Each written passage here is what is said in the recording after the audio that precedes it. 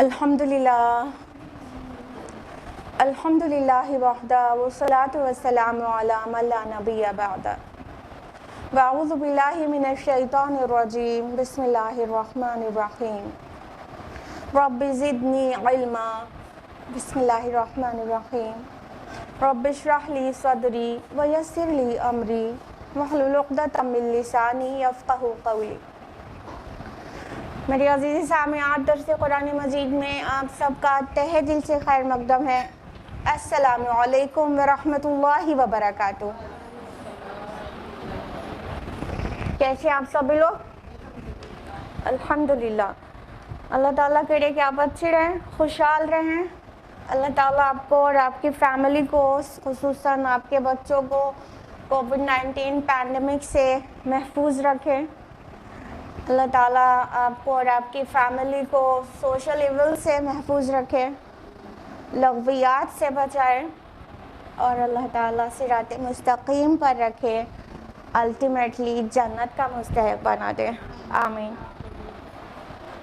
آمین، جزاک اللہ خیرا۔ درس قرآن مجید میں کون سی سورہ چل رہی ہے؟ سورہ طٰہٰ۔ سورہ طٰہٰ کی لاسٹ ویک ہم لوگوں نے کس آیت تک مکمل کیا تھا؟ بالکل صحیح، آج بالکل صحیح بتا رہے آپ لوگ، 108 تک ہوا تھا، اور ہوا تھا لاسٹ ویک ہوا تھا 99 سے 108 تک، اور آج ہم لوگ باقاعدہ تفصیل سے جانیں گے آیت نمبر 109 آنورڈس، لیکن ہم لوگ لاسٹ ویک کا ریویژن لیتے ہیں، اس لیے پہلے ہم لوگ سمری جانیں گے لاسٹ ویک جو پریزنٹ کیا گیا تھا، یعنی سورہ طٰہٰ آیت نمبر 99 to 109۔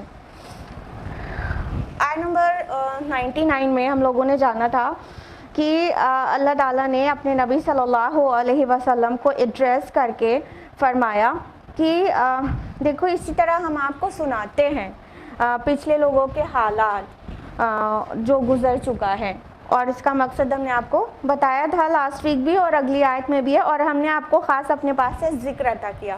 ٹھیک ہے، یہ قرآن مجید الذکر ہے، اور اللہ تعالیٰ نے نبی صلی اللہ علیہ وسلم کو سنانے کے ساتھ ساتھ پوری دنیا کو سنا دیا کہ ایکچولی کیا ہوا تھا پچھلے لوگوں کے ساتھ۔ ظاہر ہے وہ ایک ریمائنڈر ہے ہمارے لیے کہ اللہ تعالیٰ کی فرما برداری کریں گے تو سرخرو ہوں گے، اور اللہ اور رسول کی نافرمانی کریں گے تو خار ہو جائیں گے۔ آیت نمبر 100 میں ہے کہ جس نے اس قرآن سے اعراض کیا تو وہ قیامت کے دن کیا کرے گا؟ بہت بھاری بوجھ اٹھائے گا، اور یہ لوگ ہمیشہ اس کیفیت میں رہیں گے، اور وہ بہت برا بوجھ ہوگا جو قیامت کے دن لوگ اٹھائیں گے۔ اللہم لا تجعلنا منہم۔ آیت نمبر 102 میں تھا کہ جس دن سور پھونکا جائے گا تو سارے مجرمین اکٹھا ہو جائیں گے، تو اس دن ان کی آنکھیں نیلی ہو جائیں گی، اور ہم نے آپ کو تفصیل سے بتایا تھا یہ زرقاء لفظ نہ صرف آنکھوں کے نیلگوں کے لیے استعمال ہوتا ہے، بلکہ یہ بھی مانا جا سکتا ہے کہ پورا جسم نیلا سا پڑ جائے گا خوف کی وجہ سے، اور پھر وہ اتنی خوف کے عالم میں چپکے چپکے ایک دوسرے سے کیا باتیں کر رہے ہوں گے کہ کیا ہم دنیا میں کتنے دن رہے ہیں، یا تو پھر برزخی زندگی میں کتنے دن رہے ہیں، تو کوئی کہے گا 10 دن۔ جو ان میں سب سے زیادہ متوسم شخص ہوگا، بہت زیادہ سمجھ بوجھ والا، جو اس میں سب سے زیادہ عقلمند اور کیلکولیشن میں ماہر شخص ہوگا، وہ کہے گا تم نہیں رہے ہو مگر ایک دن، اس سے زیادہ نہیں رہے ہو۔ پھر آیت نمبر 105 میں بتایا گیا کہ اے نبی صلی اللہ علیہ وسلم، آپ سے لوگ پہاڑوں کے بارے میں سوال کرتے ہیں، یعنی جب آپ صلی اللہ علیہ وسلم بتاتے کہ قیامت آ جائے گی اور سب یہ مطلب زمین برابر ہو جائے گی، کوٹ دیا جائے گا، تو کہتے ہیں اچھا یہ جو پہاڑ ہے مضبوط ان کا کیا ہوگا؟ تو اللہ تعالیٰ نے کہا آپ سے سوال کرتے ہیں پہاڑ کے بارے میں، تو آپ کہہ دیجئے اللہ تعالیٰ انہیں ریزہ ریزہ کر کے بکھیر دے گا۔ اچھا یہ جو جبال لفظ ہے پہاڑوں کے لیے بھی آتا ہے، جبل مینس پہاڑ ہوتا ہے، جبال مینس اس کا پلیورل ہے جبل کا، تو یہ جبال کئی بار متکبر لوگوں کے لیے بھی آتا ہے، جو جن کی گردن اکڑی رہتی ہے۔ ٹھیک ہے، تو اگر اس معنی میں لیں گے تو یہ بھی سمجھا جا سکتا ہے کہ وہ جو بڑے بڑے لوگ ہیں، بڑے وائٹ کالر پیپل اور بہت زیادہ مطلب شان سے اور اکڑ کے رہنے والے، ان کا کیا ہوگا؟ تو ان کا بتا دیا گیا صاحب ان کی اکڑ نکل چکی ہوگی، ساری اکڑ چورا چورا ہو چکی ہوگی۔ اور فرمایا کہ اللہ تعالیٰ اس دن زمین کو ایک دم چٹیال میدان بنا کر چھوڑ دے گا، نہ اس میں کوئی ٹیڑھ ہوگی، نہ پینچ ہوگی، نہ رجز ہوں گے، نہ فروز ہوں گے، نہ اونچائی ہوگی، نہ نیچائی ہوگی، سب برابر ہو جائے گا، سمندر پھٹ جائیں گے اور پاٹ دیے جائیں گے۔ اور اس کے بعد آیت نمبر 108 میں ہے کہ جس دن پیچھے چل پڑیں گے سب لوگ ایک پکارنے والے کے، ممکن نہیں ہے کہ اس سے ذرا کج کر سکیں، اور تمام آوازیں رحمان کی آواز کے آگے پست ہو جائیں گی، اور تم سن نہیں سکو گے سوائے کچھ ہمس کے۔ ہم نے آپ کو بتایا تھا کیا کس کو کہتے ہیں؟ ہمس مانا ہوتا ہے بہت ہلکی آواز، جیسے قدموں کی چاپ یا ہوا سے پتے جو ہلتے ہیں، ہلکی سی سنسناہٹ بھری آواز ہوتی ہے، تب ہلکی آواز کو ہمس کہتے ہیں۔ تو ایک بھن بھناہٹ ٹائپ تو انسان سن پائے گا لیکن کوئی بول ہی نہیں پائے گا، اس وقت اتنا خوف طاری ہوگا سب کے اوپر۔ یہ تھا ریویژن لاسٹ ویک کا، جو کہ آیت نمبر 108 تک کا تھا، اور اب ہم لوگ جا رہے ہیں باقاعدہ سٹارٹ کرنے آیت نمبر 109 آنورڈز۔ اعوذ باللہ من الشیطان الرجیم، بسم اللہ الرحمن الرحیم۔ یومئذ لا تنفع الشفاعة الا من اذن له الرحمن ورضی له قولا۔ اس دن کوئی شفاعت ہرگز مفید نہیں ہوگی مگر جس کے لیے رحمان نے اجازت دی ہو اور اس کے لیے اس نے بات پسند کی ہو۔ شفاعت کا فنڈا اکثر کے نزدیک مس انڈرسٹوڈ ہے۔ جو امت کی میجورٹی ہے وہ شفاعت کے متعلق بہت غلط فہمی میں ہے۔ سب سے پہلے شفاعت کا معنی سمجھیے کیا ہوتا ہے۔ شفع وہ کہتے ہیں کسی کے ساتھ کسی کے کھڑے ہونے کو، سپورٹ دینے کو، ٹھیک ہے۔ امام راغب رحمہ اللہ کہتے ہیں کہ کسی چیز کو کسی دوسری چیز کے ساتھ ملا دینے کو کہتے ہیں الشفع، ٹھیک ہے۔ اسی سے سفارش کا معنی نکلا ہے کہ بھائی جب انسان کسی ضرورت میں ہوتا ہے تو اس کے ساتھ اس کی مشکل اور اس کی ضرورت کے وقت کوئی آ کے کھڑا ہو جائے، سپورٹ دے دے، ساتھ دے دے، اور کسی سے اس کو ہیلپ کی مطلب ریکویسٹ کر دے، تو اسی کو سفارش کہتے ہیں نا۔ تو یہ شفاعت جو ہے وہ سفارش اسی طرح ہے کہ کسی کے ساتھ کسی کے کھڑا ہو جانا۔ اور آپ کو پتہ ہے یہ ایونٹ کو بھی کہتے ہیں، ایونٹ۔ وہ سورہ فجر آپ لوگ نے ضرور پڑھی ہوگی، سورہ نمبر 89 آیت نمبر 3 میں ہے وَالشَّفْعِ وَالْوَتْرِ۔ کیا ٹرانسلیشن ہے اس کا بتائیے جلدی سے؟ قسم ہے جفت کی اور طاق کی، قسم ہے ایون کی اور آڈ کی۔ تو وہ جو شفع آ رہا ہے وہ ایون کے لیے ہی تو آ رہا ہے نا، وطر تو سب کو معلوم ہے آڈ کو کہتے ہیں نا، شفع کس کو کہتے ہیں؟ ایون کو کہتے ہیں، ٹھیک۔ تو ایون وطر جو ہے وہ ایک ہو سکتا ہے لیکن ایون تو ایک کو بھی ہو ہی نہیں سکتا نا، اس کے ساتھ کو کچھ ملائیں گے تبھی وہ ایون بنے گا۔ تو شفع ایون کو کہتے ہیں، اور اسی سے شفاعت جو ہے سفارش کے معنی میں نکل کر آتا ہے کہ کسی کی کے متعلق ریکویسٹ کر دینا کسی اور سے، تو سفارش کر دینا۔ تو یہ ہے اللہ تعالیٰ کیا فرما رہے ہیں کہ اس دن کوئی بھی شفاعت مفید نہیں ہوگی سوائے اس کے جس کو رحمان اذن دے دے۔ پہلے تو قرآن مجید نے بار بار اس چیز کو کنڈیم کیا ہے کہ کوئی شفاعت، کوئی انٹرسیشن ممکن نہیں ہوگا آن دا ڈے آف ججمنٹ۔ جہاں ایکسیپشن آیا ہے الا باذن سے آیا ہے، سوائے اس کے کہ اللہ ہی اذن دے دے۔ اذن کا معنی ویسے تو ٹرانسلیشن اس کا آپ کو ہمیشہ ہی ملے گا اذن، اجازت، پرمیشن، ٹھیک ہے، سینکشن۔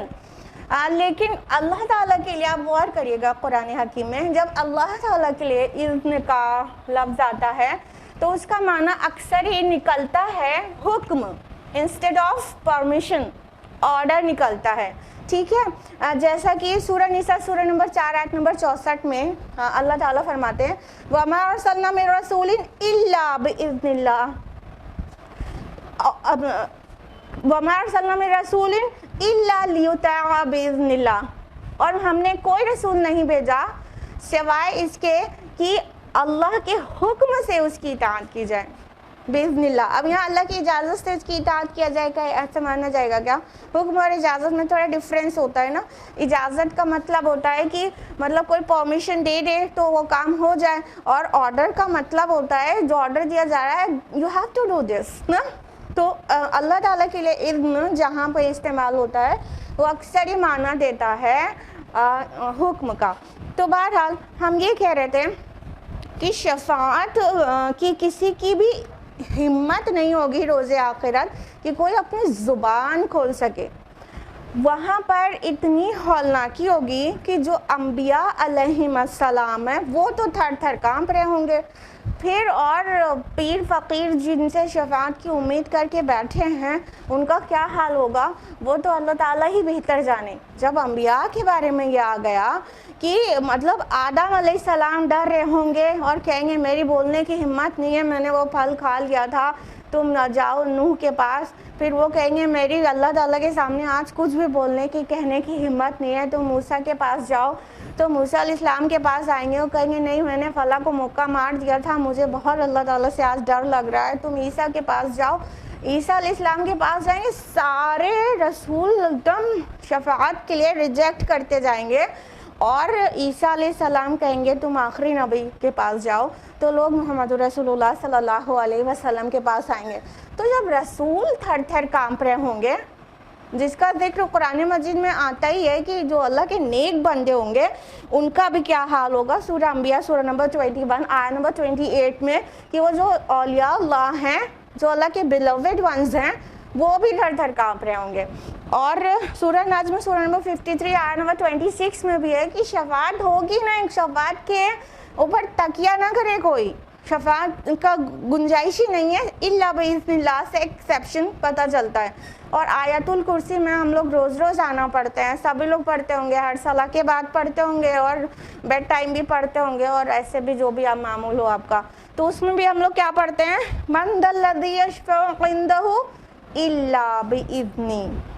کون ہے جو انٹرسیڈ کر سکے, کون ہے جو شفاعت کر سکے سوائے اس کے کہ اللہ ہی حکم دے, اللہ ہی اجازت دے, اللہ ہی اذن دے.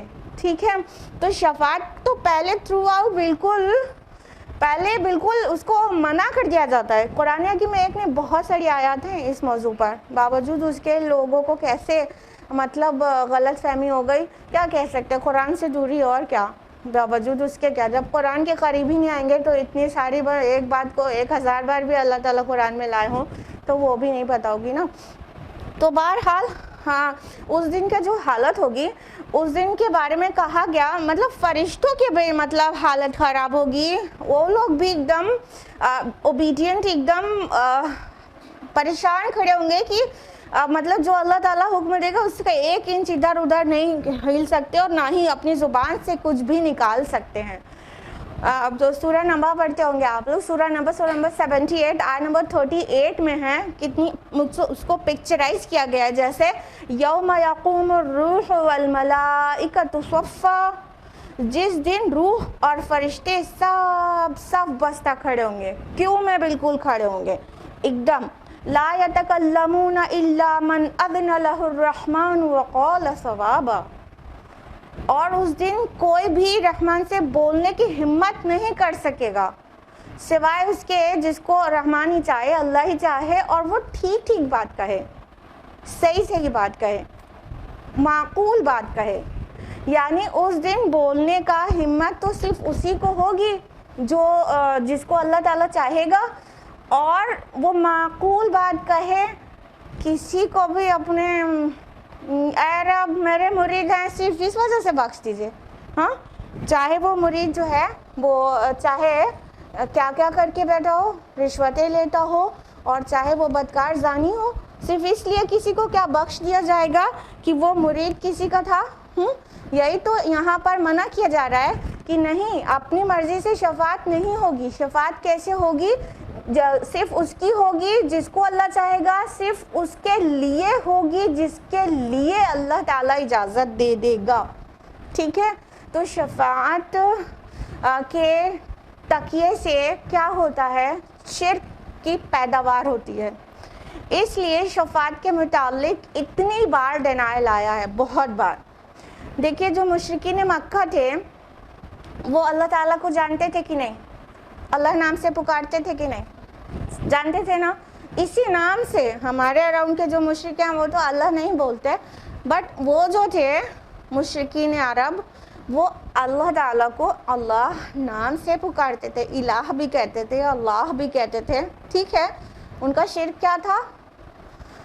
ان کے جو معبودان باطل تھے ان کے متعلق ان کا عقیدہ تھا کہ یہ اللہ کے ہمارے سفارشی ہیں. they'll intercede us in front of Allah سبحانہ و تعالیٰ، یہ ہماری سفارش کریں گے. ہاں ان کا یہ عقیدہ تھا. یہی شرک ہے. تو چونکہ اگر سفارش کا بھی مطلب کانسیپٹ صحیح نہ رہے تو سیدھا شرک کا دروازہ کھل جاتا ہے. تو اللہ تعالیٰ نے قرآن حکیم میں بہت بار اس بات کو واضح کر دیا کہ کوئی شفاعت نہیں ہوگی، کوئی شفاعت نہیں ہوگی، کسی کو شفاعت کا حق حاصل نہیں ہوگا.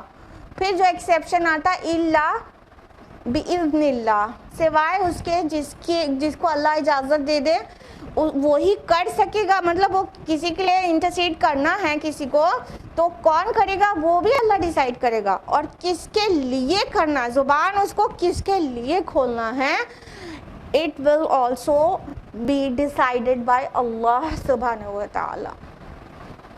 تو اللہ تعالیٰ کی مرضی سے ہوگی. ایسے نہیں ہے کہ مطلب ایک کسی کے جھنڈے تلے آ جاؤ اور ان کے مرید بن جاؤ اور پھر وہ سب کو ہم بخشوا دیں گے. اس کی وجہ سے دیکھتے ہیں سوشل ایولز کا دروازہ پورا کھلا رہتا ہے. ایک تو شرک عقیدہ ہو گیا، دوسرا کیا کہ مطلب انسان سوچتا ہے، آپ نے دیکھا ہوگا نہ جانے کتنے دولت مند ایسے ہیں جو حرام طریقے سے کماتے ہیں، رشوت لیتے ہیں اور سود لیتے ہیں، بدکاری کرتے ہیں، تسکری کرتے ہیں اور نہ جانے کیا کچھ کرتے ہیں. ٹھیک. یہ سارے کچھ کرتے ہوئے کوئی ایک پیر تلاش لیتے ہیں. ایک پیر تلاش، یعنی ان کے اندر روح تو ہے ہی نا. ان کو جو بھی مذہب سے تعلق رکھتے ہیں ان کو اندر سے ایک فیلنگ تو آتی ہی ہے نا کہ مطلب مرنا ہے اور آخرت میں اٹھنا ہے، اگرچہ ایمان بالآخرت تھوڑا سا بھی ہوا تو ایک ڈر تو رہتا ہی ہے. جس کے اندر ایمان بالآخرہ ہے، چاہے وہ مطلب مسلمان ہو چاہے وہ غیر مسلمین ہو، دوسرے مذاہب میں بھی تو آخرت کا تصور ہے نا. تو وہ ایک پیر ٹائپ کریکٹر کوئی پکڑ لیتا ہے. ہم پیر کہہ رہے ہیں، الگ الگ مذاہب میں الگ الگ نام دیا جاتا ہے. ٹھیک ہے. تو جیسے پوپ کی پوزیشن ہے، بھائی پوپ جو کہیں گے وہ ہوگا.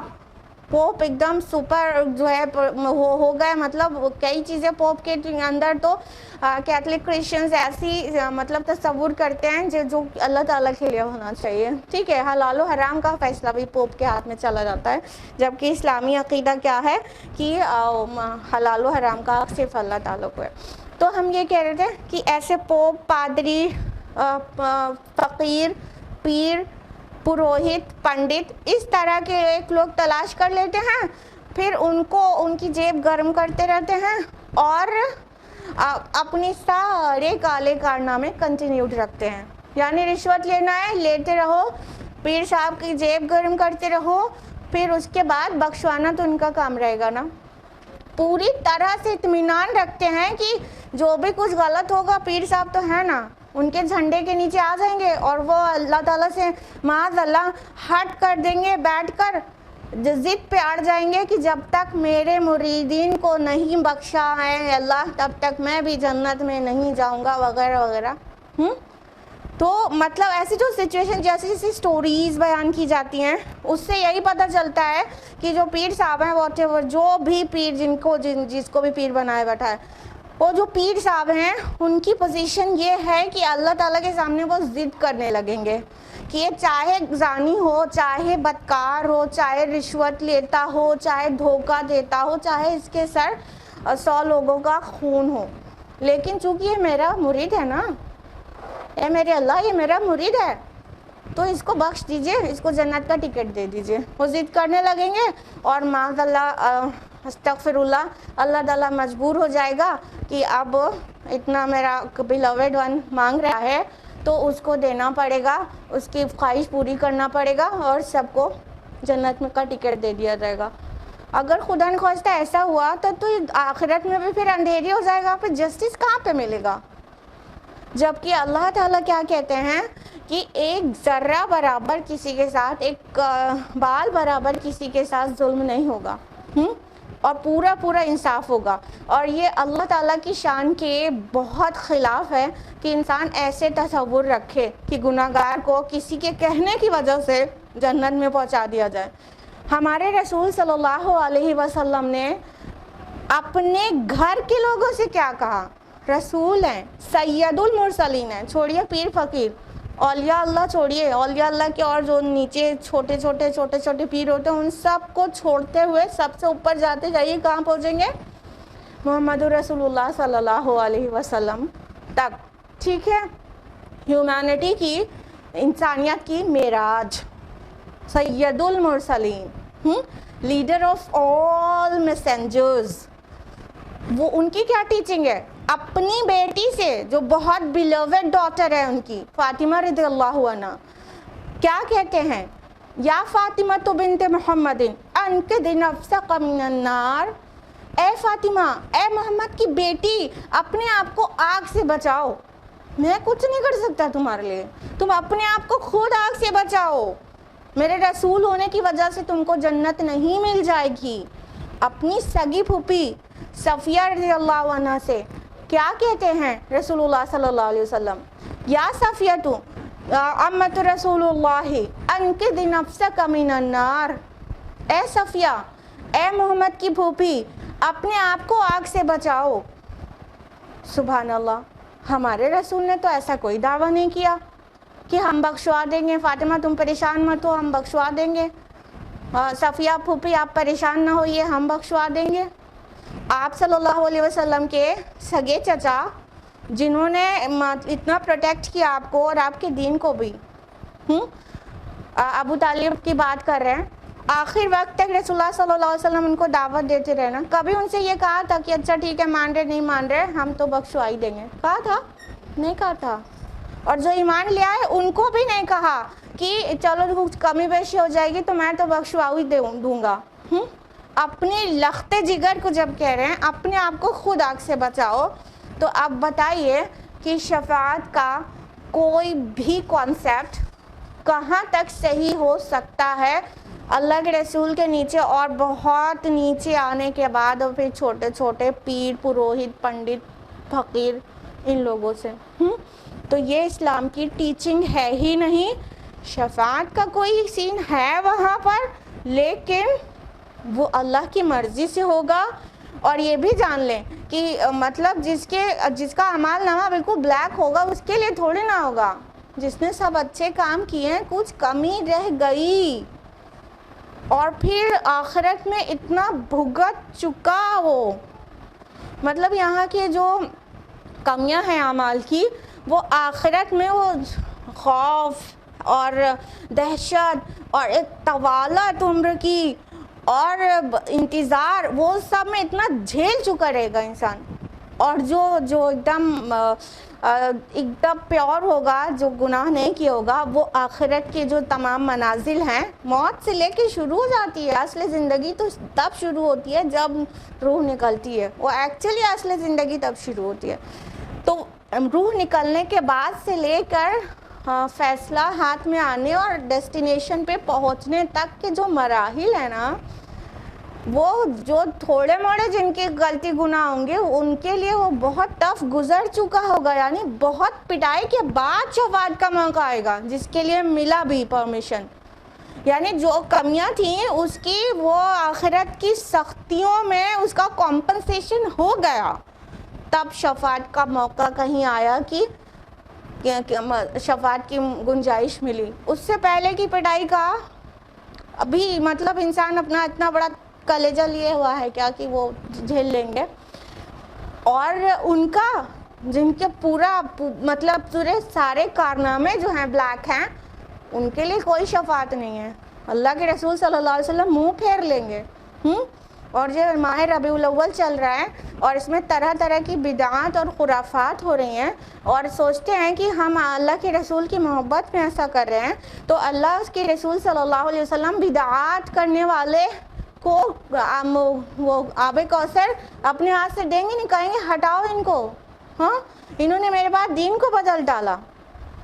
ان کے چہروں سے، ان کے اعضائے وضو سے پہچانیں گے کہ میرے امت کے لوگ ہیں، لیکن جب فرشتے بتائیں گے یا رسول اللہ آپ کے بعد انہوں نے بدعات شروع کر دی تھی، تو رسول اللہ صلی اللہ علیہ وسلم کہیں گے دفع ہو جاؤ تم لوگ، ان کو ہٹاؤ میرے سامنے سے، انہوں نے میرے بعد میرے دین کو بدل ڈالا۔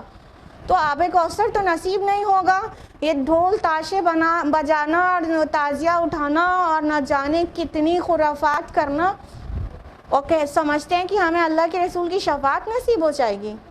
نمازیں فوت ہو رہی ہیں، ڈھولک بج رہی ہے، میوزک بج رہی ہے، اب تو ناچا بھی جاتا ہے، اب تو رنگ بھی کھیلا جاتا ہے، اب تو ہجڑے بھی ناچتے ہیں۔ یہ ہے نبی سے محبت کا ہمارا اظہار، ہاں اس کے بعد یہ تصور کہ ہم یہ ساری حرکتیں کریں گے محبت میں تو ہم کو شفاعت نصیب ہو جائے گی۔ ارے شفاعت تو بہت درکنار، قرآن کے ساتھ جو ہمارا رشتہ ہے اس پہ بہت بڑی شکایت ہونے والی ہے۔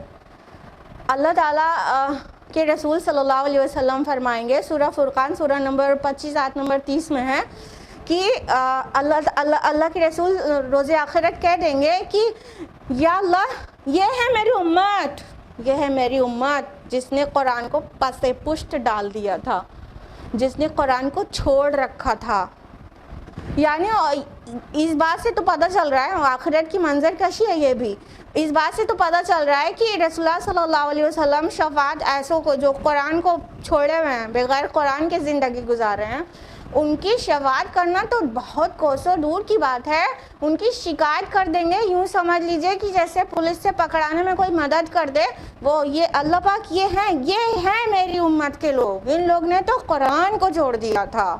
شکایت لگ گئی، کون شکایت کر رہا؟ سید المرسلین اور حبیب خدا صلی اللہ علیہ وسلم، اور ہم یہاں ڈھول تاشے بجا کے سوچ رہے ہیں ہماری شفاعت ہو جائے گی۔ کسی غلط فہمی میں نہ رہے، کوئی قرآن کے قریب آئے، ہماری بات جس کو نہ اچھی لگ رہی ہو، اور یوٹیوب پر بھی جو سنے اس کو ہماری بات نہ اچھی لگ رہی ہو تو نہ مانے ہماری بات، بس قرآن کے قریب آئے، قرآن خود آپ کا کانسیپٹ بالکل واضح کر دے گا کہ شفاعت کا کیا کانسیپٹ ہے قرآنک، پھر ساری غلط فہمیاں دور کر دے گا قرآن، اور جو دل میں جو تعصب ہے اس کو نکال کے پڑھیں گے تبھی بات سمجھ میں آئے گی، نہیں تو تعصب کی نگاہ سے قرآن پڑھیں اور اپنی سوچ کو اپروو اور فارورڈ کرانے کے لیے قرآن پڑھیں، تب تو ہدایت مل چکی۔ ہدایت پانے کی غرض سے پاک دل سے اور کسی بھی قسم کے تعصب سے پاک ہو کر قرآن کو پڑھیں گے تو انشاءاللہ ہدایت ہی ہدایت ملے گی اور واضح ہو جائے گا شفاعت کا فنڈا بھی۔ آیت نمبر 110 ہے، یعلم ما بین ایدیہم وما خلفہم ولا یحیطون بہ علما، وہ جانتا ہے جو کچھ ان کے سامنے ہے اور جو کچھ ان کے پیچھے ہے، اور وہ احاطہ نہیں کر سکتے اس کے علم کا۔ دیکھیے یہ بھی آیت الکرسی جو بقرہ کی آیت نمبر 255 ہے اسی سے ملتا جلتا فقرہ ہے نا، اس میں بھی پڑھتے نا یعلم ما بین ایدیہم وما خلفہم ولا یحیطون بشیء من علمہ الا بما شاء، ٹھیک ہے۔ اب یہاں پر بھی بہت حد تک سملر ہے، شروع کا پارٹ پورا سیم ہے، یعلم ما بین ایدیہم وما خلفہم ولا یحیطون بہ علما، وہ جانتا ہے جو کچھ ان کے سامنے ہے اور جو کچھ ان کے پیچھے ہے، اور وہ احاطہ نہیں کر سکتے اللہ تعالیٰ کے علم کا، ٹھیک ہے۔ اب یہ بات کیا کہی جا رہی ہے، اور اس میں آیت الکرسی میں بھی یہی سیکوینس کیوں کرایا ہے؟ اصل میں یہ وجہ بتائی جا رہی ہے جو شفاعت پر پابندی لگائی گئی ہے، جو شفاعت کا ڈینائی کیا گیا ہے پورے قرآن میں، یہ اس کی وجہ، اس کا ریزن بیان کیا جا رہا ہے۔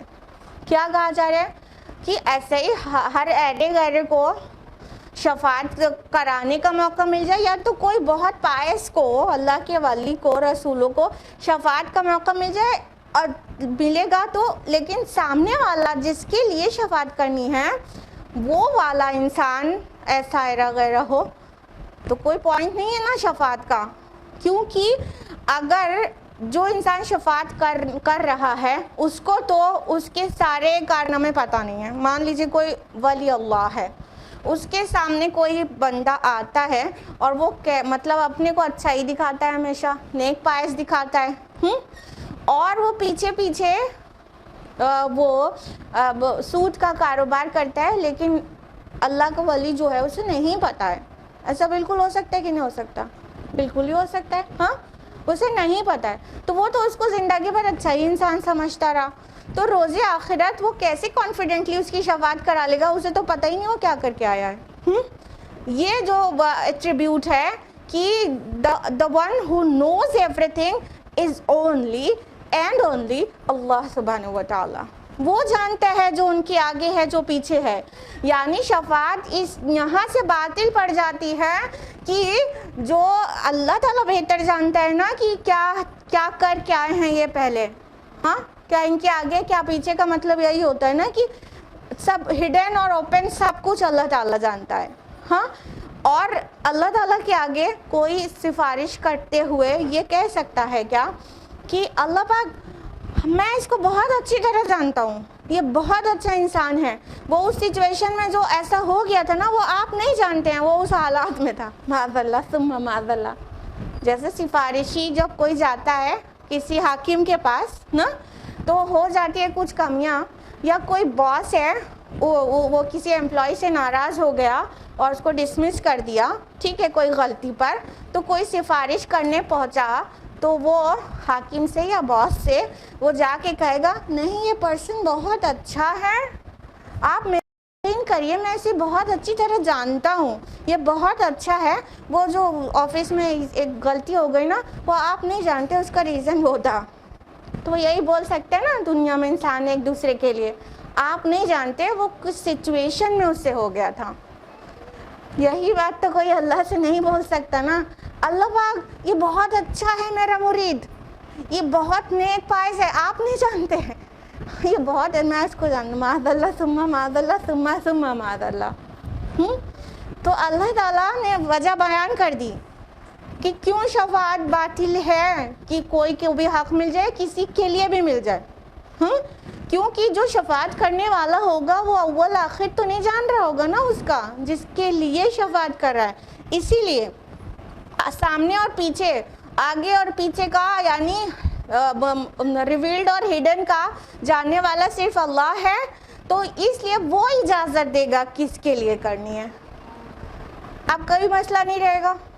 اللہ تو جانتا ہی ہے، اللہ کے سامنے کسی کو یہ تو کہنا نہیں پڑے گا آپ نہیں جانتے، تو اللہ جانتا ہی ہے کہ ہاں اس کا باقی سب کلیئر ہے، تھوڑا سا ہے مسئلہ، تو اللہ تو جانتا ہی ہے، تو اجازت دے دے گا کہ ٹھیک ہے اس کے متعلق جو کہو، جو کہنا چاہتے ہو. اب یہ شفاعت کا حق کسی کو دینا، کرنے کا، یہ بہت بڑا اعزاز ہے، یہ بہت بڑا مطلب اللہ تعالیٰ کی بلیسنگ ہے کہ نبی صلی اللہ علیہ وسلم کو شفاعت کا موقع ملے گا، تو یہ کتنی بڑی بلیسنگ ہے. یعنی اللہ تو جانتا ہی ہے نا جس کے لیے شفاعت کی جائے، اللہ تو جانتا ہی نا اس کا اگلا پچھلا، لیکن اللہ اپنے خاص بندوں کو موقع دے رہا ہے کہ وہ اپنی ول بھی کچھ بیان کرنا چاہتے ہیں تو کریں، اور اللہ تعالیٰ اسے کنسیڈر کر لے، اور اللہ تعالیٰ اسے مان لے اور ان کی عزت بڑھا دے. جس نے شفاعت کی ہے، جس نے ریکویسٹ کی ہے، اس کی عزت کو ایلیویٹ کر دے. تو یہ ان کے مطلب ریسپیکٹ کا ایلیویشن ہے. اور انسان سمجھتا ہے کہ کوئی بھی کر لے گا اور کسی کے لیے بھی کر لے گا.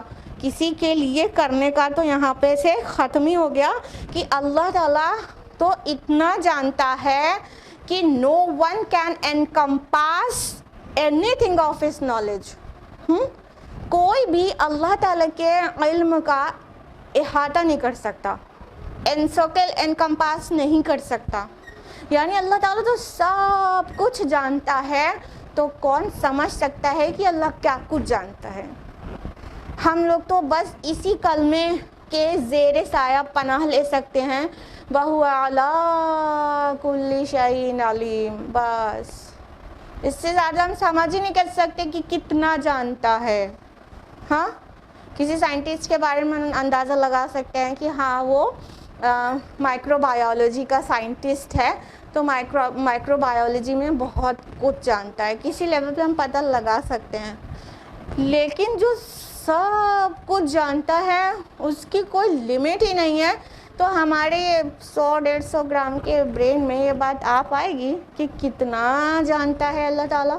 ہاں تو اللہ تعالیٰ نے قرآن میں بار بار کہہ دیا کہ وَلَا يُحِيطُونَ بِهِ عِلْمًا، اس کے علم کا کوئی احاطہ نہیں کر سکتا، کوئی انسرکل انکمپاس نہیں کر سکتا اس کا علم جتنا ہے، کوئی بھی نہیں سمجھ سکتا کتنا وہ جانتا ہے. تو اللہ تعالیٰ شفاعت کا موقع دیں گے، لیکن کس کو دیں گے وہ بھی اللہ کی چوائس ہوگی، کس کے لیے دیں گے وہ بھی اللہ کی چوائس ہوگی. اور باطل جو فنڈا ہے شفاعت کا اس کی تردید ہونی چاہیے، بہت حسن کے ساتھ سمجھایا جانا چاہیے اور قرآن پکڑا دینا چاہیے ایسے لوگوں کو تاکہ وہ بچ جائیں، اور بہت دعائے خیر بھی کرنا چاہیے. کیونکہ جو لوگ ایسا سوچتے چلے جاتے ہیں اور پھر غلط روش پہ رہتے ہیں اور سوچتے ہیں کہ بخش تو دیے جائیں گے کیونکہ میں تو ان سے مرید ہوں، تو اتنی رحم آتا ہے نا ان کے اوپر، ترس آتا ہے، سوچتے کیسے سمجھائیں، یہ تو بات سمجھ ہی نہیں رہا. تو بہت دعا کریں، قرآن پکڑا دیں، قرآن کے قریب لانے کی کوشش کریں. انشاءاللہ قرآن سکھا دے گا، اگر وہ تعصب کے بغیر پڑھیں گے تو انشاءاللہ قرآن سکھا دے گا کہ کرنا کیا ہے اور تم کیا کر رہے ہو، سمجھنا کیسے تھا اور تم کیا سمجھ رہے ہو. آیت نمبر 111 وَعَنَتِ الْوُجُوهُ لِلْحَيِّ الْقَيُّومِ، اور سب چہرے جھکے ہوئے ہوں گے اس ہستی کے حضور جو حی القیوم ہے. وَقَدْ خَابَ مَنْ حَمَلَ ظُلْمًا، اور یقیناً خائب و خاسر ہوا وہ جس نے ظلم کا بوجھ اٹھایا. اب آخرت کی منظر کشی تو ہے ہی، ڈے آف ججمنٹ. اللہ تعالیٰ فرما رہے ہیں کہ سب چہرے اس کے آگے جھک گئے ہوں گے. یعنی اگر اس کو رف لینگویج میں بولا جائے تو یہ کہنا ہوگا کہ جتنی لمبی اونچی گردنوں والے تھے سب کی گردنیں اس دن جھک گئی ہوں گی. یعنی بہت لوگ کتنا اکڑ کے چلتے اور بولتے ہیں نا، سارا دولت کا نشہ اور نام اور شہرت کا نشہ صرف ان کی گردنی سے سمجھ میں آ جاتا ہے. ہاں تو مطلب یہ جتنے نشے والے تھے جن کی گردن ایٹھی رہتی تھی ہمیشہ اور اکڑ کے چلتے اکڑ کے بولتے تھے، ان کے چہرے کا ایکسپریشن بھی جو ہے متکبرانہ ہوتا تھا، وہ سب نکل جائے گا اور سب جھک جائیں گے اس دن. اور کس کے سامنے کہا گیا؟ للحی القیوم. یہاں پہ اللہ تعالیٰ کے دو ایسے اسماء آئے ہیں جس کے متعلق امید کی جاتی ہے، اندازہ لگایا جاتا ہے کہ یہ اسم العظم ہے اللہ تعالیٰ کا، جس کے متعلق حدیث میں آتا ہے کہ اسم العظم کے حوالے سے جو دعا مانگو گے تو قبول ہوگی. تو یہ تھرڈ پلیس ہے مصحف میں جو یہ دونوں الفاظ ایک ساتھ آئے ہیں. جیسے کہ آپ سبھی کو معلوم ہی ہے کہ سورہ بقرہ کی آیت نمبر 255 یعنی آیت الکرسی میں بھی الحی القیوم آیا ہے، اور سورہ آل عمران کی آیت نمبر 2 میں الحی القیوم آیا ہے، اور یہ تیسری جگہ ہے جہاں پر یہ دونوں ایک ساتھ آئے ہیں. تو یہ مطلب اس سے اندازہ لگایا جاتا ہے کہ یہ اللہ کا اسم اعظم ہے. اور اگر یہ بات اندازہ یہ صحیح ہے تو جب آپ اپنی دعائیں کریں تو اللہ تعالیٰ کے اس نام اس صفت کے حوالے سے کریں. اب دیکھیں یہاں پر جو الحی القیوم لفظ آیا ہے تو اس کا کیا میننگ جانتے ہیں آپ لوگ؟ بتائیے. الحی مینس زندہ، بس اس سے زیادہ اردو میں ورڈ نہیں ملے گا. القیوم مینس ٹھیک ہے ہمیشہ قائم رہنے والا، یہ آپ لوگ بتا رہے ہیں ٹھیک ہے. اصل میں عربی کے الفاظ کے دوسرے ٹرانسلیشن میں جانے کے بعد وہ دوسری لینگویج میں اتنی ریسٹرکشن ہوتی ہے کہ وہ پورا مفہوم شامل نہیں ہو پاتا ہے. تو الحی کا مطلب یہ نہیں ہوگا کہ صرف زندہ. الحی کا مطلب ہوگا جو اپنی ذات سے زندہ ہے, جو ہمیشہ سے زندہ ہے, جو ہمیشہ زندہ رہے گا, جس کی زندگی کسی کی عطائی نہیں ہے, ذاتی ہے اور وہ اینڈلیس ہے. یہ اتنے سارے مفاہیم اس میں شامل کریں گے تب ورڈ الحی کا مفہوم کسی قدر پورا ہو سکے گا. ورنہ عربی زبان کے جو الفاظ ہیں وہ اپنے آپ میں اتنے جامع ہوتے ہیں کہ وہ سارے مفہوم اس کے اندر سمو جاتے ہیں ایک لفظ میں. القیوم ہمیشہ قائم رہنے والا, یہ حق ادا نہیں ہوگا اس طرح کے ٹرانسلیشن سے, لیکن ٹرانسلیشن کرنے والے بھی مجبور ہیں. ایک ورڈ کا کیا 10 لائن کا ٹرانسلیشن دیں گے تو قرآن کا باقی کیسے ہوگا نا. تو القیوم کا مطلب ہوگا کہ قائم رہنے والا. کیا قائم رہنا؟ جو ہمیشہ سے قائم ہے, ہمیشہ قائم رہے گا. اس کا قائم رہنا کسی کے قائم کرنے سے نہیں ہے, اس کا قائم رہنا ذاتی ہے, قدیم ہے. ٹھیک ہے, تو یہ ساری چیزیں شامل کریں گے تب القیوم کا مفہوم ادا ہوگا. تو اللہ تعالیٰ کے علم اور اس کی قدرت کا بیان قرآن مجید میں بہت جگہ پر ہے, اور اس کے زندہ اور قائم رہنے کا بیان بھی ہے, کیونکہ یہ جو اللہ تعالیٰ کی صفت ہے یہ دوسرے مذاہب کے خداؤں کی صفات سے اللہ تعالیٰ کو الگ کرتی ہے, خاص بناتی ہے. کیونکہ دوسرے مذاہب میں کیا ہے, دیکھیے ان کیا ہیں, جو بھی کریٹر ہے ان کا جو تصور ہے, ٹھیک ہے, ان کے خدا الگ نہیں ہے, ان کے تصورات جو ہیں. کریٹر جو ہے, جو بھی برہما ہے, کریٹر ہے, اس نے ورلڈ کو کریٹ کیا, کریٹ کر کے چھوڑ دیا, اب اس سے مطلب نہیں ہے. لیکن اللہ تعالیٰ کے نے جو قرآن حکیم میں اپنی صفات بیان کی ہے تو وہ اس طرح کا خدا نہیں ہے کہ بس وہ کریٹ کر دے اور پھر چھوڑ دے, بلکہ وہ ہر دم زندہ ہے اور قائم ہے اور واچ کر رہا ہے اور پوری کائنات کی تدبیر میں لگا ہوا ہے, وہ ریسٹ نہیں لے رہا ہے. جیسے کہ عیسائیت کا فنڈا ہے, بک آف جینیسس میں جب کریشن آف یونیورس کے متعلق جو ورسز ہیں اس میں آتا ہے کہ مطلب God has created the heavens and the earth in 6 days and on 7th day God ٹوک ریسٹ.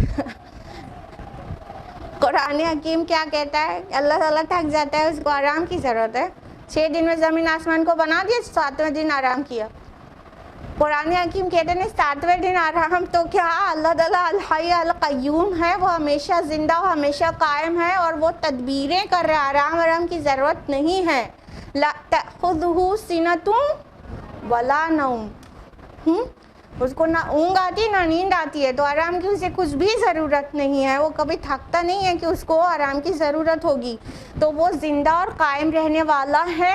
اور اس میں یہ بھی مفہوم شامل ہے کہ جتنوں کی اور زندگی اور قیام ہے وہ سب اللہ کے دینے سے ہے, اس الحی القیوم کے ذات کے دینے سے ہے. یعنی جس کو زندگی ملی تو اللہ کی عطا سے ملی, جو قائم ہے, زندہ ہے, اسٹیبلش ہے, جس بھی وے میں لے, وہ جو قائم ہے وہ اللہ کے قائم کرنے سے قائم ہے. 500 سال پرانے ٹریز بھی ابھی زندہ ہیں کہیں نا, وہ اللہ کے زندہ رکھنے سے زندہ ہیں, وہ اللہ کے قائم رکھنے سے قائم ہے. انسان جتنے دن تک زندہ ہے, یا ایلیفنٹ ہے یا ویل ہے یا کوئی چھوٹا کریچر ہے, جتنی دیر کے لیے اسے زندگی اور قیام ملا ہے وہ اللہ کے دینے سے ملا ہے, اور جب اللہ لے لیتا ہے تو اس کی زندگی بھی گئی اور قیام بھی گیا. تو یہ الحی القیوم ذات ہے اللہ رب العالمین کی, جو کہ خود تو اپنی ذات سے زندہ اور قائم ہے, باقیوں کا زندگی اور قیام اس کا عطائی ہے, اس کا دیا ہوا ہے, اس کے رحم و کرم پر ہے. فرمایا کہ یقیناً جو خائب و خاسر ہوا وہ اس نے ظلم کا بوجھ اٹھایا. یعنی کہ جس نے اپنے آپ کو برباد کر لیا. جو بھی انسان مطلب جو گناہ گاروں کے بارے میں ڈسکرپشن تھا نا کہ چہرے ان کے جھکے ہوئے ہوں گے اور الحی القیوم کے سامنے, تو وہ کیا ہوں گے؟ وہ سب غائب ہو گئے, وہ خراب ہو گئے, وہ برباد ہو گئے, وہ ڈسٹرائے ہو گئے. ہاں, ڈسٹرکٹیو کام کیے تھے انہوں نے دنیا میں, اور انہوں نے کیا کیا؟ ظلم کا بوجھ اٹھایا. ظلم سب سے بڑا کون سا ہے؟ بالکل, ماشاء اللہ, آپ سبھی کو سب کچھ پتا ہے. کچھ دن کے بعد آپ لوگ درس قرآن کرا کریے. اللہ تعالیٰ قرآن حکیم میں واضح کرتے ہیں نا, سورہ لقمان سورہ نمبر 31 آیت نمبر 13 میں, کہ ان الشرک لظلم عظیم. ماشاء اللہ, سب کو یاد ہے وہ والی آیت, ہاں, کہ بے شک شرک ظلم عظیم ہے.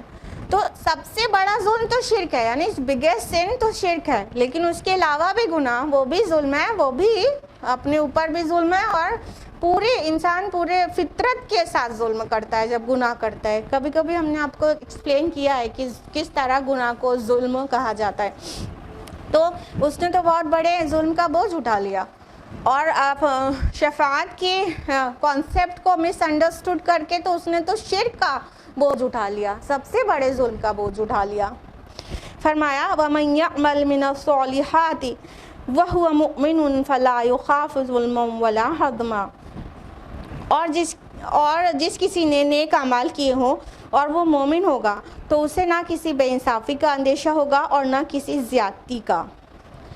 اب دیکھیں, گناہ گار کی بات ہوئی تو نیک اعمال کرنے والوں کی بھی بات ہونی ہی چاہیے, کیونکہ سائملٹینیس کنٹراسٹ اکثر قرآن مجید میں آتا رہتا ہے. تو اللہ تعالیٰ فرما رہے ہیں کہ جس نے نیک اعمال کیے, من الصالحات, من الصالحات سے کیا پتہ چل رہا ہے؟ بہت ڈھیر ساری نیکیاں نہیں, تھوڑی سی نیکیاں. من الصالحات, نیکیوں میں سے, صالح چیزوں میں سے تھوڑا سا بھی کیا ہوگا, ہاں, اور وَهُوَ مُؤْمِنٌ, بشرطے کہ وہ مومن ہو, ایمان ہو, ایمان کے ساتھ کیا ہو, ایمان کی بنیاد پر کیا ہو, بغیر ایمان کے نہیں کیا ہو. کیونکہ جو اعمال بغیر ایمان کے ہوتے ہیں وہ اعمال صالح ہونا کوالیفائی ہی نہیں کرتے ہیں. اعمال صالحات صرف وہ ہیں جو ایمان کے ساتھ ہوتے ہیں, اچھے اعمال, ٹھیک ہے. تو اللہ تعالیٰ فرما رہے جو بھی نیک عمل کرے گا, تھوڑی سی نیکیاں بھی لے کر آئے گا ایمان کے ساتھ, صحیح والا, خالص والا ایمان, تو اس کو کسی قسم کی ناانصافی کا کوئی بھی اندیشہ نہیں ہوگا اور کسی قسم کی زیادتی نہیں کی جائے گی اس کے ساتھ. وَلَا يُظْلَمُونَ فَتِيلًا, اور وہ ذرا سا بھی ظلم نہیں کرتا. فتیل کہتے ہیں اس کو, کھجور کے اندر کی گٹھلی میں ایک دھاگے جیسا ایک پتلا سا نکلتا ہے, وہ فتیل ہوتا ہے. تو اتنا دھاگے برابر بھی ظلم اللہ تعالیٰ نہیں کرے گا. یعنی جو بھی ایمان اور اعمال صالحات کا اپنی کمائی لے کر آئے گا تو اللہ تعالیٰ اسے خوش کر دے گا, اس کے ساتھ کوئی زیادتی کچھ بھی نہیں ہوگا, اور جو کچھ بھی اعمال اس نے کیا ہوگا وہ سب اسے وہ پا لے گا. یعنی کوئی ایک چھوٹی سی بھی نیکی ایسی نہیں ہوگی جو چھوٹ گئی ہو, اس کے نامہ اعمال میں درج نہ ہو. ہاں, کوئی چھوٹی سی بھی نیکی, اگر وہ راستے میں جا رہے تھے, راستے میں کچھ پریشان کرنے والی چیز, کانٹا یا کنکڑ پڑا تھا, اسے لگا کسی کو نقصان ہو جائے گا, اس نے کنارے کر دیا اور آگے بڑھا, اسی وقت انسان بھول گیا, اسی وقت. کل اور پرسوں اور 10 سال بعد اور پوری زندگی کے بعد 50 سال بعد کوئی سوال ہی نہیں اسے یاد ہو. ہاں, لیکن وہ جو روز آخرت اس کا نامہ اعمال ملے گا, وہ نیکی بھی وہاں درج پائے گا, اور کہے گا کہ ارے اس میں سے تو نہ کوئی چھوٹی چیز چھوٹی ہے نہ بڑی. تو اس طرح سے اس کے ساتھ کسی قسم کا ظلم نہیں ہوگا کہ اس نیکی کا اجر ہی نہیں ملا, اور اس طرح سے بھی نہیں ہوگا کہ کوئی غلط گناہ کی کام اس کے نام زبردستی مار دیا گیا ہو, جیسے دنیا میں ہو جاتا ہے. معصوم لوگ کو جیل ہو جاتی ہے, کتنے سارے چارجز لگ جاتے ہیں اس کے اوپر, ہاں, جبکہ اس نے ان میں سے ایک بھی چیز نہیں کی ہوتی ہے. ہاں, اور کئی بار ایسا ہوتا ہے ایک چھوٹی سی غلطی پہ کسی کو دشمنی رہتی ہے تو اتنے سارے چارجز بڑھا کے اس کی FIR کراتے ہیں.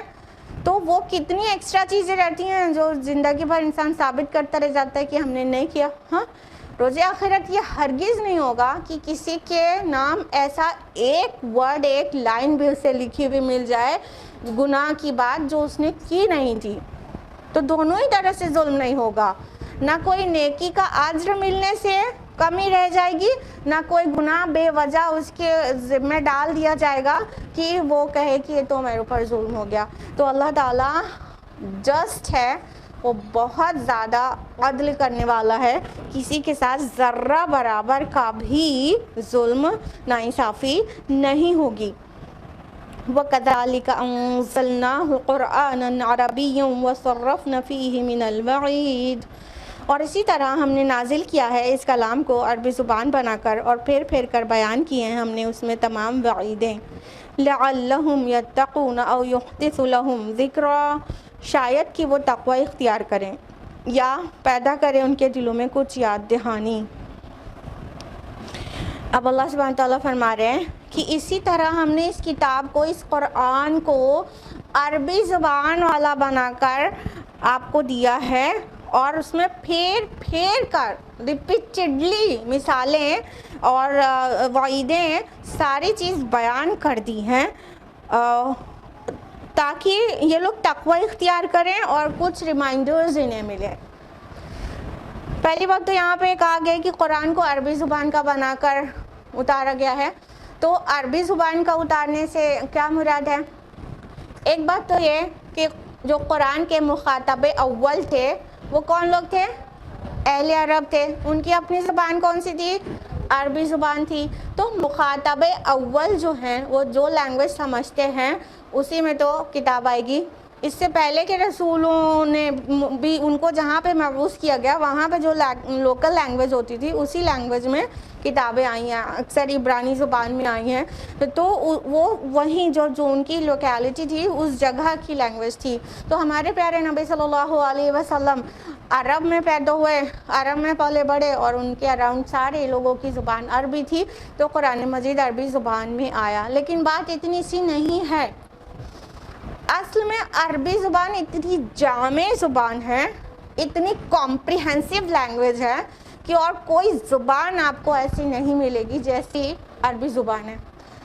اور اس کے بہت سارے میریکلز ہیں, یعنی مطلب عربی زبان جلدی سے یاد ہو جاتی ہے جلد, اور ایک ایک بات مطلب آپ دیکھیے ترجمہ دیکھ لیے کبھی کہ ایک فقرہ میں کا ٹرانسلیشن 1.5 لائن 2 لائن کا بنتا ہے.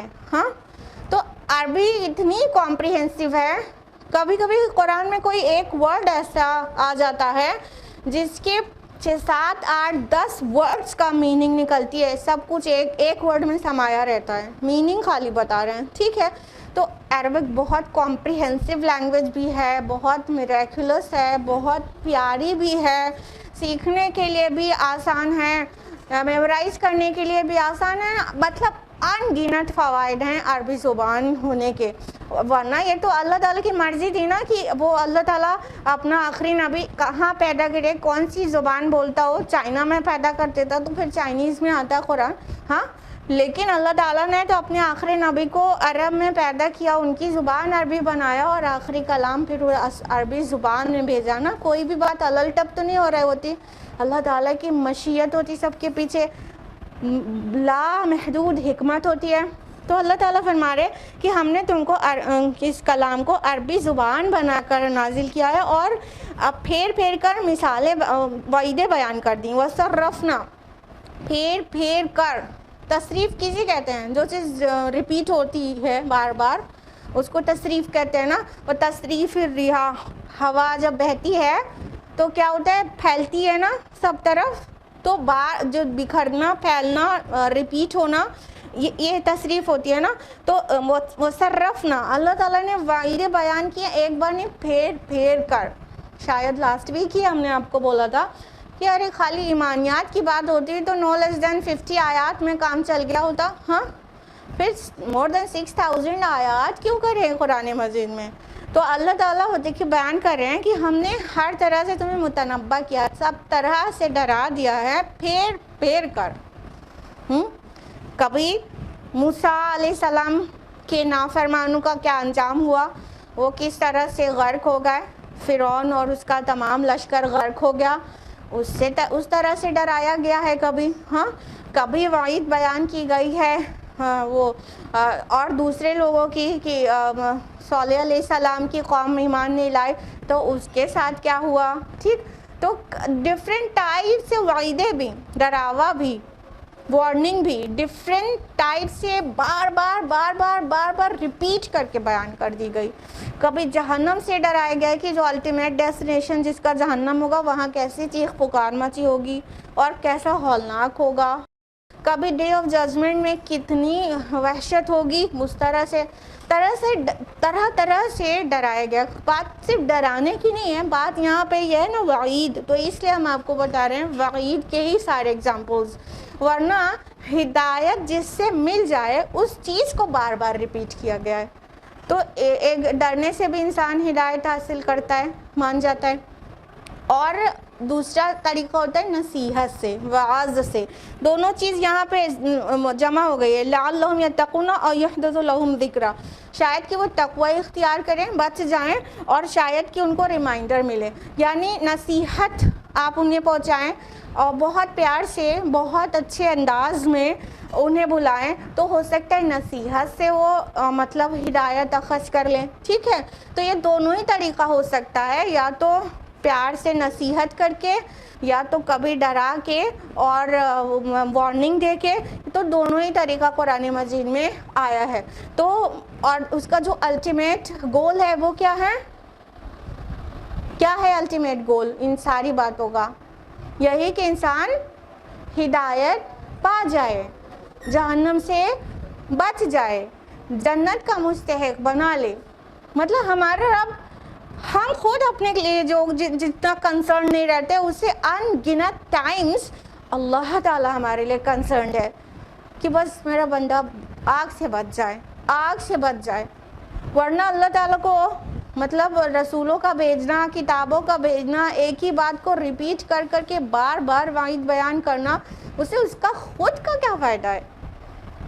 ان ساری باتوں کا نچوڑ یہ ہے کہ اللہ تعالیٰ چاہتا ہے بندہ میرا آگ سے بچ جائے، لہم ذکرا، تاکہ اسے کچھ ریمائنڈر مل جائے۔ اور ذکر کیا ہے؟ قرآن مجید الذکر ہے، یہ ریمائنڈر دیتا ہے۔ ریمائنڈر یعنی چیزیں ہماری فطرت میں بھی، ہماری روح میں بھی، ہمارے اندر بھی انکلکیٹڈ ہیں، لیکن جب ہم باہر سے پڑھتے ہیں تو اندر کی اور باہر کی میچنگ ہو جاتی ہے، ریمائنڈر مل جاتا ہے، اچھا ہم یہ بات تو بھول ہی گئے تھے، ہاں ایسے یہ کرنا چاہیے، نہیں کرنا چاہیے، تمام طرح سے ریمائنڈ کراتا ہے قرآن۔ تو یہ ریمائنڈر ہے قرآن مجید، تاکہ انہیں کچھ یاد دہانی ہو، کچھ وہ ریکال کر لیں کہ وہ ان کے اندر اللہ نے خیر و شر کی تمیز رکھی ہے، اور ہم اس کے اوپر ڈھانپ رہے تھے اپنی خواہشات کو، جس کی وجہ سے وہ دب رہی تھی اندر کی آواز۔ یہ جب اندر جاتا ہے تو وہ اندر کی آواز کو باہر نکالنے میں مدد کرتا ہے، دل کو صاف کر دیتا ہے۔ تو اللہ تعالیٰ سے دعا ہے کہ اللہ تعالیٰ ہم سبھی کو قرآن مجید کو سیریس لینے کی توفیق دے، اور اس کے ساتھ ہمارے رشتے کو مضبوط کر دے، اور قرآن مجید کو ہماری شفاعت کرنے والا بنائے، اور قرآن مجید ہمارا حفظ جاں بن جائے، ہم اسے پڑھیں، سمجھیں، غور و فکر کریں، غوطہ زنی کریں، اور اس کے مطابق اپنی زندگی کو ڈھال دیں۔ آمین۔ یا نمبر 113 تک ہوا ہے، انشاءاللہ 114 آنورڈز ہم لوگ نیکسٹ ویک جانیں گے۔ آج کے لیے اتنا ہی، جزاکم اللہ خیرا کثیرا، والسلام علیکم ورحمۃ اللہ وبرکاتہ۔